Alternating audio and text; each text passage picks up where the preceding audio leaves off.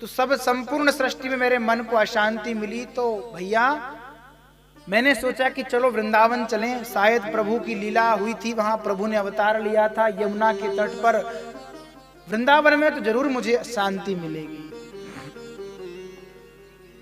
वृंदावन महाराज मैंने विचार करके वृंदावन आया, पर जैसे मैं वृंदावन आया तो वृंदावन आकर के मेरी समस्या 10 गुना और बढ़ गई।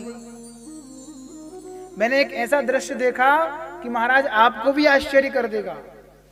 क्या देखा?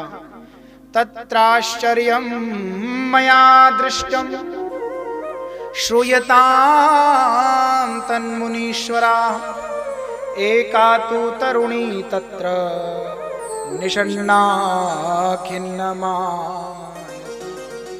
मैंने देखा कि यमुना के तट पर एक युवती बैठी बैठी रो रही थी और 2 बुढ़े उसके सामने अचेतन बेहोश की स्थिति में पड़े थे, बेहोश थे, और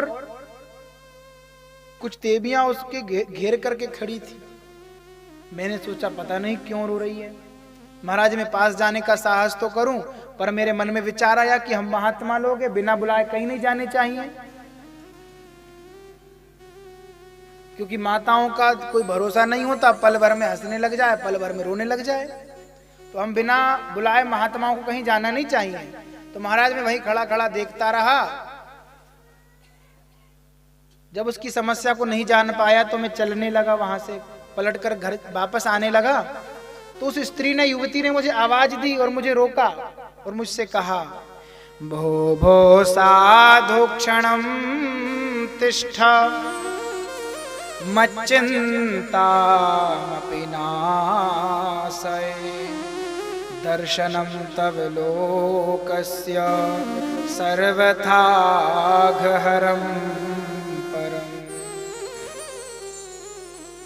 हे साधु, हे महात्मा जी, रुकिए। भो भो साधु क्षणम तिष्ठा, एक क्षण के लिए रुक जाइए। मत चिंताम अपि नाशय, मेरी चिंता का नाश करिए, मेरे दुख का विनाश करिए। जब महाराज इस प्रकार उस युवती ने मुझे आवाज लगाई तो मैं उसके पास गया और पास जाकर मैंने पूछा, देवी जी आप कौन हैं?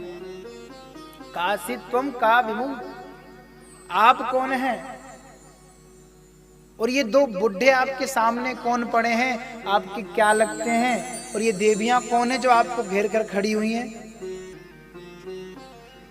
तब उस देवी ने मुझे अपना परिचय दिया और मुझसे कहा, अहम भक्तिरिति ख्याता इमौ में तनयो मतौ ज्ञान वैराग्य नामानौ कालयोगे नजर। महाराज मेरा नाम है भक्ति, और ये जो मेरे सामने बुढ़े पड़े हैं ये दोनों मेरे बेटे हैं, इनका नाम है ज्ञान और वैराग्य। और जितनी भी स्त्रियां खड़ी है मुझे घेर करके, ये गंगा, यमुना, सरस्वती, कावेरी, कृष्णा, पयोष्णी, नर्मदा, ये सब नदियां हैं जो मेरी सेवा में दिन रात लगी है। अब तो नारद जी ने सुनकर के माथा और खराब हो गया कि भैया मैं आपको बताऊं, जब उस स्त्री ने मुझे अपना परिचय दिया तो मैं तो बड़ा आश्चर्य में पड़ गया, क्योंकि जो बुढ़े उसके बेटे थे, मैंने देखा कि बुढ़े की 80 साल के बेटे और 20 वर्ष की माता जी।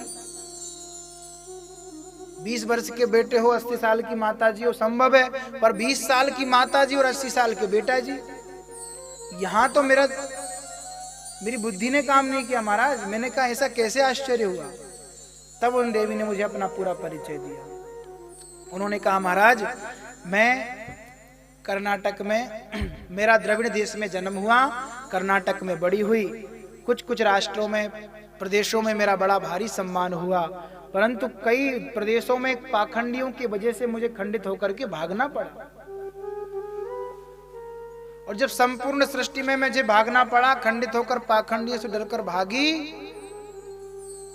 तो जैसे ही मैं इस ब्रज की भूमि में आई, तो ब्रज की भूमि में आते ही मैं तो पता नहीं एकदम नव युवती बन गई। ना जाने क्या हुआ कि मेरे दोनों बेटे एकदम से बुढ़े हो गए। और महाराज अगर मेरे बेटों की स्थिति अगर ऐसी ही रही, ये बुढ़े ही रहे, इनका स्वास्थ्य ठीक नहीं हुआ, तो आज मैं प्रण लेती हूँ, इदम स्थानम परित्यज्य विदेशम गम्यते मया, मैं इस वृंदावन को छोड़ करके भी चली जाऊंगी, विदेश भाग जाऊंगी।